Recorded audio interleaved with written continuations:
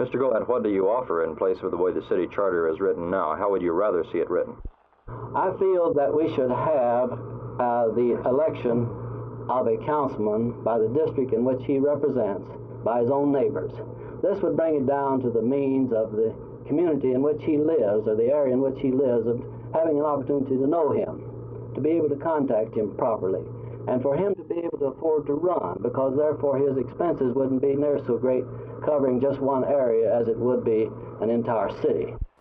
Now, the federal court in Houston will either require a new trial, which you did not get in the first place, or it will agree with the lower courts. In either case, what will be your next steps? We wouldn't attempt to anticipate what the court would do. We have spent something like 18 months now in pursuing this issue. We have spent a great deal of time and a great deal of money. My attorney, Joseph Devaney, has given a great deal of his time to it. We couldn't just, if we felt that this was a decision that needed to go further, we couldn't drop it. We would have to go on to the Supreme Court with it. On the other hand, if we felt like the court had given sufficient reasons there that would justify us to stop. Mr. Gillette, what do you offer in place of the way the city charter is written now? How would you rather see it written? I feel that we should have the election of a councilman by the district in which he represents, by his own neighbors. This would bring it down to the means of the community in which he lives, or the area in which he lives, of having an opportunity to know him, to be able to contact him properly, and for him to be able to afford to run, because therefore his expenses wouldn't be near so great covering just one area as it would be an entire city.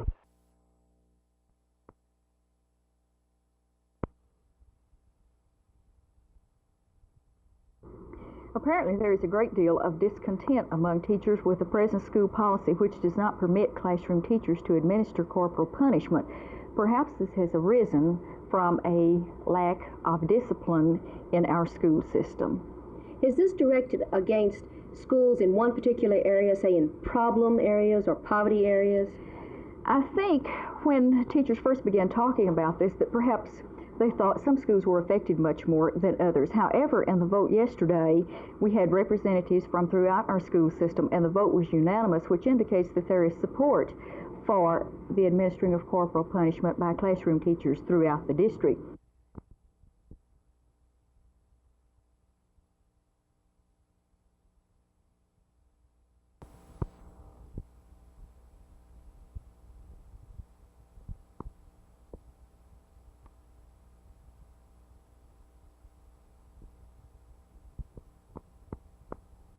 We, of course, have the highest regard for members of this professional staff. As a matter of fact, we've said on many occasions that you'll not find a better teaching staff anywhere. I'm convinced that they have at heart the best interest of the boys and girls in the school district. However, I might add that this policy was adopted after considerable thought and considerable study by members of this professional staff, and that, in effect, I'm convinced that it's a sound policy and it's one that ought to be continued. And certainly before we would entertain any kind of a change in the policy now, we would want to give it careful consideration.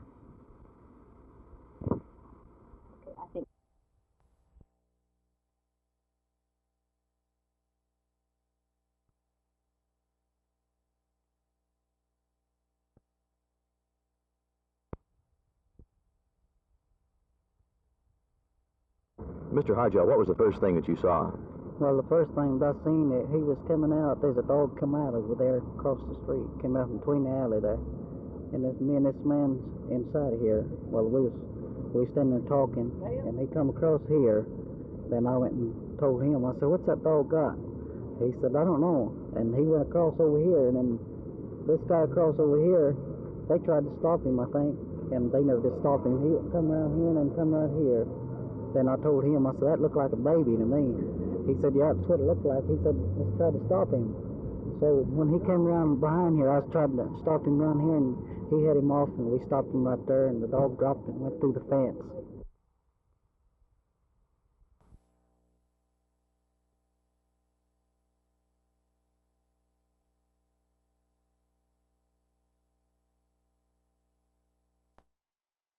Astronauts Schirra, Cunningham, and Isley on board spent nearly 11 days in space, running shakedown tests on the new Apollo craft.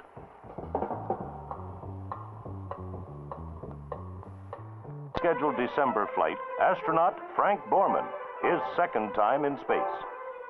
With him, Command Module Pilot James Lovell, marking his third space assignment. Astronaut William Anders rounds out the three-man crew and will serve as lunar module pilot. The Saturn V rocket, shown here on its way to the launch site, will lift 6 million pounds of stages, equipment, and men off the pad. This will be the first time the moon rocket has been manned. Their mission, a round trip to the moon. Coming lunar flight, I talked with Mr. William C. Schneider, Apollo Mission Director. Well, the Apollo 8 will begin gathering in for us our first information on manned lunar activities. We are particularly interested in 3 specific phases of the mission, namely navigation, communications, and thermal control. Well, on December 21st, the Saturn V will place the spacecraft into a 100-mile orbit around the Earth. Roughly 2 orbits later, that is about 2 hours and 50 minutes later, the last stage of the Saturn V will reignite, placing the spacecraft on a trajectory that will lead it out to the moon. If the crew does nothing, from there on, they will loop around the moon and return on a free return trajectory back to the Earth. However, at the backside of the moon, if things are as we expect, the crew will ignite the service propulsion system on the spacecraft and place themselves into an elliptical 60-mile by 170-mile orbit around the moon. That the next time around, they will circularize themselves at 60 miles. They'll stay there for about 10 revolutions and then make their final trans-Earth injection burn, bringing them back to the Earth with splashdown in the Pacific south of Hawaii. Apollo 8, crew, rocket, and spacecraft, now standing by for a flight to the moon.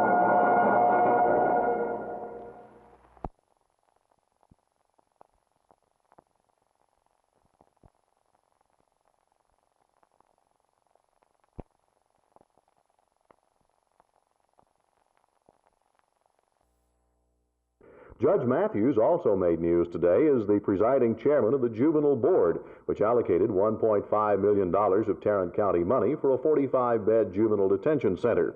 Fire department officials in Fort Worth continue to investigate last night's explosion and fire in the Proctor Paint and Body Shop on South Riverside.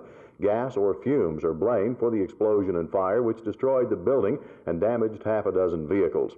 There was some good news in Fort Worth today. Applications totaling more than $1 million were received for construction projects, including an office building, an apartment house, and 2 restaurants.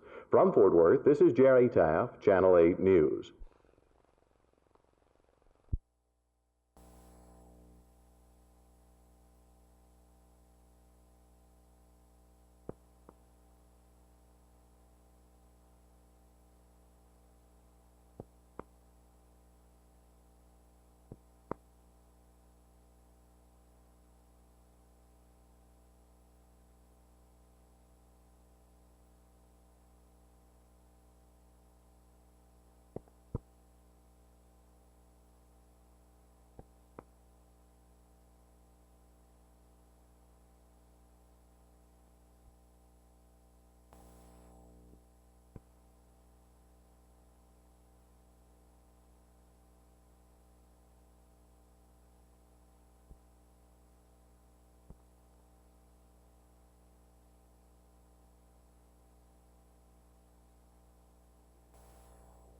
If you think the passenger service is nice, the new Braniff Terminal here at Dallas Love Field, you should see how they treat the baggage.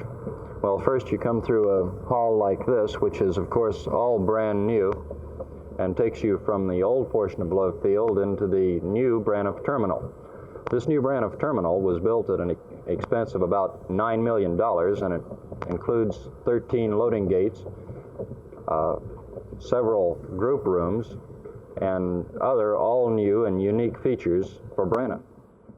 For flight information, this unique board, the only one of its kind in the world, which has absolutely up-to-the-minute information about every flight arriving and departing from the Braniff terminal. It's run from the operations center of the Braniff wing.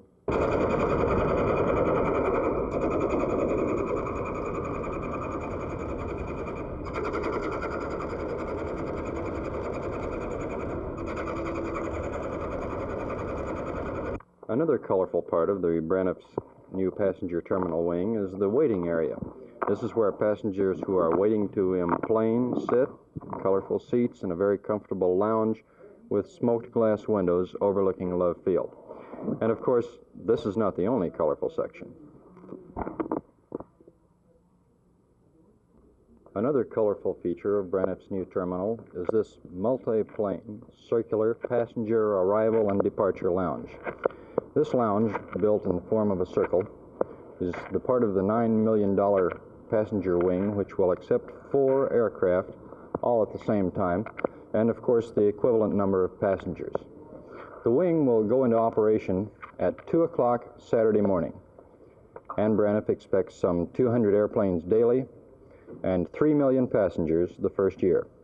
It's an investment which only lasts until 1972, but Braniff International expects it to pay off in that length of time. This is Phil Reynolds, Channel 8 News at Love Field.